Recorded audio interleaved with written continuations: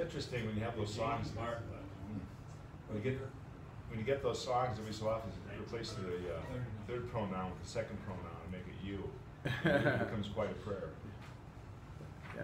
You know, instead of he brought me, you brought me with you. I just every so often like to do it with music. It turns everything into a prayer. That's good. Well, good morning. We're back again at the Mood House, and we're going to be looking at week 50 of this journey, long journey with Jacob out of Genesis 27. We'll be reading that in just a moment, verses 40 through 46. Actually, we're going to read 39 through 46, so if you can get there and get ready. What we're looking at right now is this blessing, the content of the blessing, and of Isaac to his two sons. And what we've just wrapped up is what was the words to his son Esau.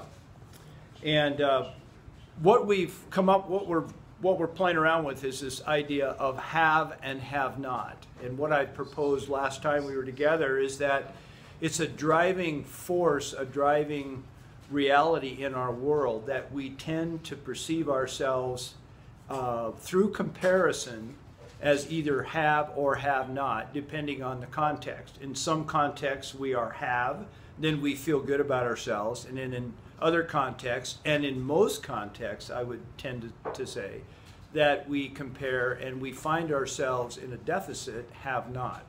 Well, Esau is definitely in a have not condition right now, and this is the slide I used last time where the race car or the junker car, and we tend to see ourselves that way. And so the idea, what drives this, and I think this is so integral to the fallen human nature, that we tend to then have to put something on, we have to build something within in order to be approved. We perceive ourselves naturally as unapproved. And it dates back to Genesis chapter 3, the fall. That's what happened. This idea of separation puts us in a mindset of that I am not worthy and I have to do something to make myself worthy. And that's where this whole thing comes from that we're looking at here. We're going to see a very interesting family dynamic this morning as we continue on in this. So let's read. Would you guys go around and read verses 39 through 46?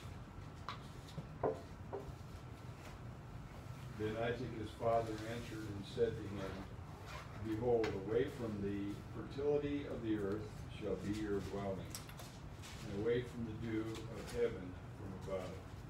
And by your sword you shall live, and your brother you shall serve.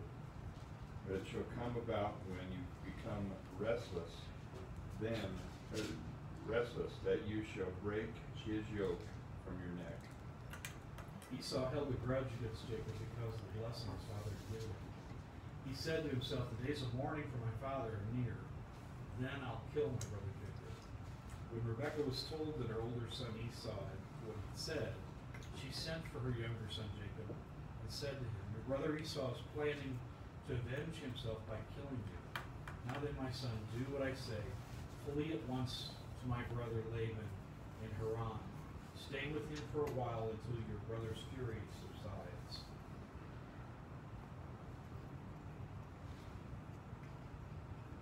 When your brother is no longer angry with you and forgets what you did to him, I'll send word for you to come back from here. Why should I lose both of you in one day? Then Rebekah said to Isaac, I'm disgusted with living because of these Hittite women. Jacob takes a wife from among the women of this land. From Hittite women like these, my life will not be worth living. All right. And this, I mean, I'm grinning as you're reading. One thing that makes me grin is it'll just be a few days. And those of you who know the story, it's much more than a few days. He spends a huge amount of the, there's a huge learning experience that Jacob is going to learn from Uncle Laban. I would call it Jacob meets his match. And it's going to be several years in Haran. Okay, the high spots of the text. I've listed a few. You may see others. The situation is out on the table. Esau has a grudge. And what is a grudge? Just in broad strokes, when you think of when someone is holding a grudge, or if you have ever had a grudge, what is that? What is a grudge? Lack of forgiveness. Yeah, lack of. Yes, it is lack of forgiveness. What's it feel like? To hold one or to have one held against you? Well, I'm thinking primarily holding a grudge. Maybe you've never held a grudge, Steve. But let's talk about that. What is it like to have a grudge? To be holding a grudge against someone? That's drinking poison and thinking you're going to hurt somebody. Yes, it is. That's a good analogy. It's like a landmine going up, because if we hold a grudge against someone, you can go happily through life until you see that person or something reminds you of them, and it derails you every time. Yeah. It's hard to get it out of your head when you have a grudge. It seems like everything, you know, in the positive context, you know, when you're in love, or when you're excited about something, you're looking forward to a trip, or, you know, every conversation could be turned towards that. Isn't that true? Well, in a negative manner, if you're holding a grudge, it seems like every situation can be turned in that to that subject matter, and it just feeds that grudge, and it becomes an animal, a beast within that's very ugly. So then Steve's asked the question: well, what is it like to have for someone to be holding a grudge against you? What does that feel like? Maybe you'd like to comment on that, Steve. There is a sense of frustration. It feels like there's nothing you can do to sort of make amends or to restore the relationship. It's an irrevocable situation. Yeah. That was the first thing that came to my mind when you asked that question, or when you raised the question. It's frustrating. There's nothing you can do, and so you live in this state of tension. You know it's ugly, and you wish it were different, but there's virtually nothing you can do. Dick, you had a comment. I'm thinking that when I've experienced it, it feels like discrimination. That you're being Except you can't sue them. You're being discriminated against, and then when I think of that, I think of our brothers and sisters around the world, even now, that are being discriminated against, and what that feels like. And I'm going, what I'm experiencing isn't anywhere near It is minor. what they're experiencing. You tend, if you know someone's holding a grudge against you, which is key, because sometimes you don't know, but you tend to avoid those people. There's no point too in being painful. around them. Just leave them. You know, give yourself space. Make sure you're never under their command. It's really sad. Grudge, and that grudge then creates a strategy. What am I going to do? That grudge demands a response. It's a driving force within, and so then a strategy starts to develop, which we see in the text. And then fear. That strategy is starting to come out. It's starting to be executed. That creates fear in others. The response in others creates a fear response, which then creates another plan in response to that fear. See, so that's really the high spot. The high spots. Do you guys see anything else that you noted while we read the text before we move on? Yeah, the grudge is the yoke that Esau's taking on himself. You know, he's going to carry this grudge around with him wherever he goes. It's that yoke, it's that burden. And not only has it redefined Esau and all that he does from that moment forward until he's ready to put that grudge down, like Scripture says he will, but it also defines now Jacob in his response to the grudge. Neither one of these two guys are living out the life that was planned. Wow, that's really insightful, Chris. One's running from the fear, out of the grudge, and the other one's carrying this hateful burden with him. Neither one of them are going to reach their potential until this thing is done. Mm-hmm. Wow, that is really, really well said, and it is so true of human nature, and I think the essence of what the condition of mankind, that we all can relate to this at some point. These grudges, the New Testament calls them judgments, really define us. And it literally, when you were saying, Chris, when you were using the word yoke, I saw it slip over his head. It's like he's willingly putting this thing on, and it's bringing definition to his life that will inform that life for years and years to come. It is so sad. And it's being driven by Rebecca. Rebecca's the instigator, Rebecca's yeah. the one that's Yeah. afraid here. She's afraid she's going to lose It's both always her boys. It's what? It's always Rebecca's.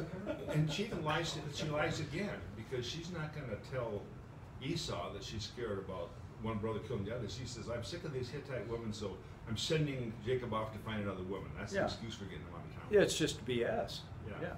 Yeah. It's just it's a fabricated story. Maybe there's In some order- truth to it, but the fabricated reason. Yeah. Fabricated reason. And I think that's the last we're going to hear from Rebecca, by the way. I don't. I mean, she dies, but I don't know if she. Yeah. Yep. She's definitely motivated by fear. So let's move on. I've created a little, kind of a little, what I call a cycle. And I'm gonna walk us through this as a sequence of how I see this text, how I see this unfolding within this family, and I'm going to call it the fear cycle. It's a fear cycle that all of us here can probably relate to. Either we have executed this ourselves, or we've been a recipient of someone else's fear cycle. What's driving in the center of the cycle? We're going to see it a spiraling series of events. Is this idea of have-not, and I look at that as the base, core, foundation, reference of where we are as human beings. This is the primal problem that we all experience at some time or another. Because we are in the image of the first Adam, of what has occurred in Genesis chapter 3. I put everything back to that, and this is just simply playing that out. We perceive ourselves naturally as a have-not, that I am unapproved, I'm not worthy, so therefore I have to create something in order to become worthy. I have to create my identity. And that's, I believe, the driving force. Because we have the means in our culture, we see it very apparent in our culture. In other cultures, I think it's just as relevant, but it's expressed in other ways. The idea of having to be first, having to have my way, that in Rebecca's frame of mind is, it's about me. She was thinking, this life is about me. Life is centering around me, my needs. How can I bear losing two of them? It would be too tough on me, so therefore I have to take this action. This all plays into the idea that we see ourselves as have-nots. Okay, that's my basis. So from there, the first box, the first movement in this cycle is it creates in this situation that Esau went through with his brother. Picture the two cars. Jacob is the have, I am the have-not. And that first response is not in the head, it's not logic, it's emotion. It creates an emotional deficit. I would say the emotion drives the thought, not the thought, the emotion.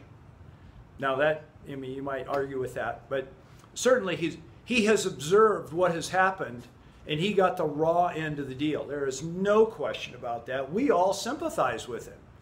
And we're wondering, Jacob, how could you get away with this? Okay, that's where our heads are. Well, he's wondering the same thing. And it creates an emotional deficit.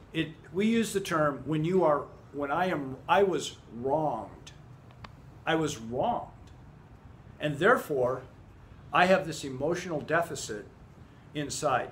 that creates a state of tension within our being. And it is hard for us as human beings to live in a state of tension. There is this, it's just not right. It's just, I was taken advantage of. I was hurt. I was wounded. Now, we have all kinds of ways to cope with that and compensate with that. But what the whole point is, there is an emotional deficit, which I would call, for lack of a better term, a wound. It is a wound. Just like stubbing your toe, Jeff. Wow, does that smart, right? Yeah. Oh, he was telling me about that. I did that recently myself, and yes, it does hurt. Big toe stub hurts. Have not, emotional deficit, wound. The next, as we start to move around the cycle, and you're gonna see a rotation on this thing. One step leads to the other in the text. That drives this emotional deficit, whether we can explain it or not, we feel it, and it creates this need within us to establish balance. Now, balance is really funny because balance to one person is not balance to the other person. We can't ever agree on what is balance. It's just not right. So how are ways that we create balance? When you're hearing my voice and listening, what are ways that you've heard about? I know you've never done this. What are ways that you've heard about or observed to create balance? What do we do? Dumbing things down, taking from one and giving to another. Yeah, okay. I would call that getting even. Getting even. Yeah, right? Taking from one and, there's something that brings, because, see, Chris, I think the reason is because we are in the image of God, and there is a sense of righteousness built within us. That's why we have such tension with this. But it's just how we define it is a bit skewed. Maybe not necessarily skewed, but it's always perceived by others as imbalance. We can never reach equilibrium because balance to one is not balance to the other. It creates, again, action in itself creates a have-not sense in someone else, an emotional deficit. Guys, we're in a bad fix here. We need a savior. There's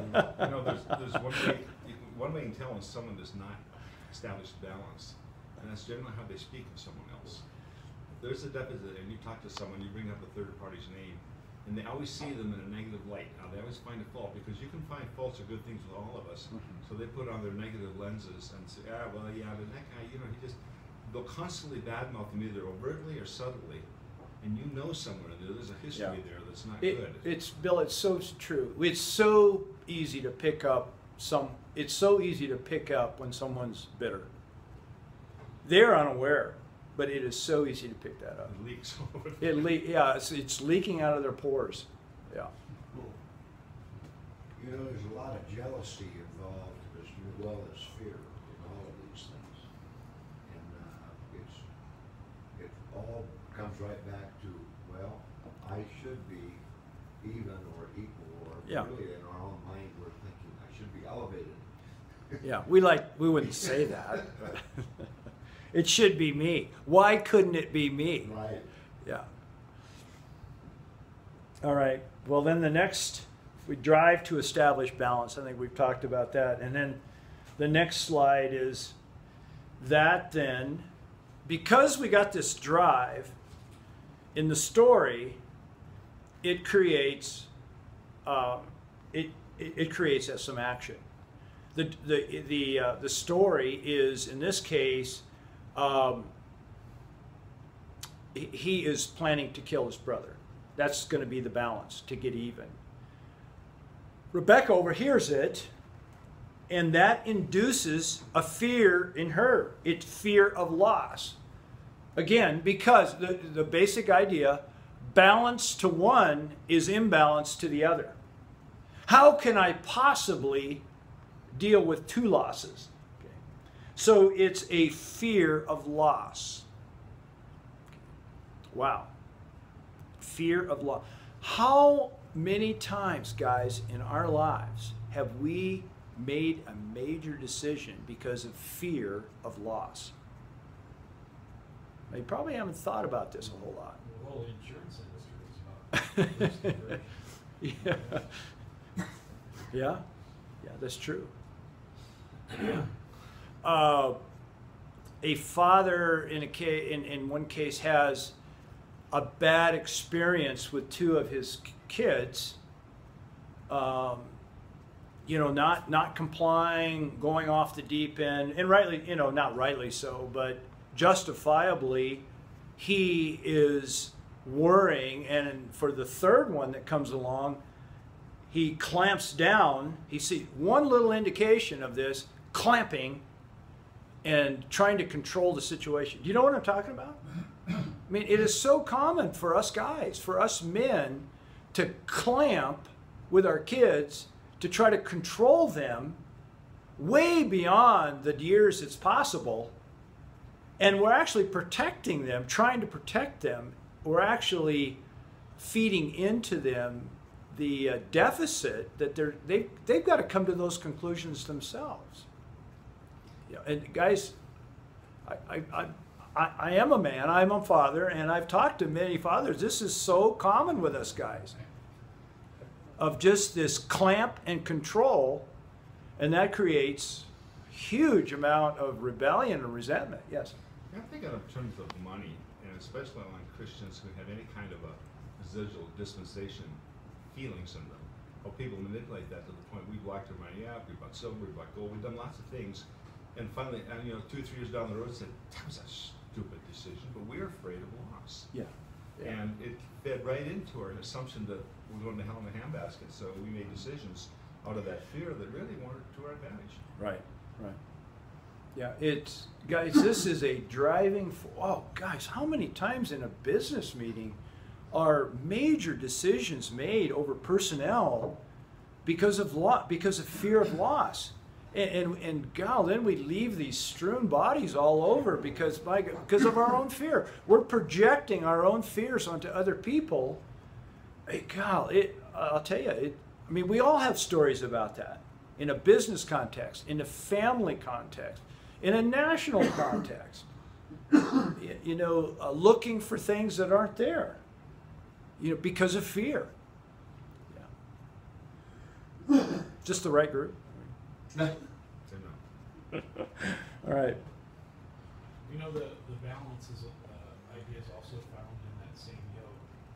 When Scripture talks about yoke fellow and how an oxen team would carry a single yoke, and if you didn't match the oxen one to another for their temperament, for their size, for their strength, for you know, for their stability on the ground, that the two would pull against each other. There you go. Pull against the yoke, breaking the yoke, and not actually doing the work that's to be done behind them. And great analogy keep again. Going with that one, you know, I mean, you think about the horse teams that pulled our wagons across the United States. They also learned that yoke didn't work out real well in uneven ground when things weren't even again. You know, so if you had one of your oxen wasn't feeling well today, or because the ground itself was uneven, it was easy to break that yoke again. And they needed to come up with a new way of, you know, being able to deal with uneven ground and harnessing the power of the team of horses or the team of oxen, and doing it in an individual manner, but yet together as a team pulling the same load. How interesting. So that's where they move from the yoked necks to more the harnesses, and where there's a lower. This would allow for there to be a pull. God, that's change. Great insight. Yeah, for uneven ground. Uneven ground. And what if one of the team's not feeling well today? You know? Or doesn't trust the other team member. Yeah. Always trying to outguess. The focus is not then on pulling, but it's on trying to anticipate what your partner's going to do. really is inefficient. Did you ever I really like that analogy. Thank you. Did you ever watch draft teams compete at fairs? Oh, yeah. If they don't start off together, they're not thinking that they're out of it from the beginning. And they'll have to release them from the load, let them walk it off, come back again, hook back into the load. Now we'll try it again. And try again. Yeah, that's wild. And it's a difficult thing to train a single team, two animals, to pull together on the same load. Think about putting together 3, 4 teams of animals to pull the same load. It just gets crazy. One comment, then I'll wrap. I was thinking back to the drive to establish balance. We didn't talk about reconciliation. Well, that's because reconciliation isn't in this story. But I mean, we didn't discuss that as a possibility in all close personal lives. That has, Establish the balance. right, but reconciliation is, the only doorway to reconciliation is forgiveness. And that's a powerful thing. I mean, that's a major thing that we don't see here yet, but that certainly is the answer. Fear-based action, we talked about fear of loss, and then that creates a simple step. It's actually a short step. Fear of loss, fear-based action. We've already mentioned that. And then the end result, guys, is more bad stuff. And that is the world we live in. The world we live in, we perceive ourselves as have-nots. That creates this emotional deficit. Emotional deficit then drives this need to bring balance back again, to close the gap of that deficit. That then is, the next step is fear. Fear of loss, which creates fear of action. Fear-based action. And that always leads to more bad stuff. Certainly we can identify with that, can't we? Certainly we can see that in this text today. We'll move on to finally, chapter 28. We'll get to chapter 28 next week as we continue the story. Thanks for coming. To put a little bit of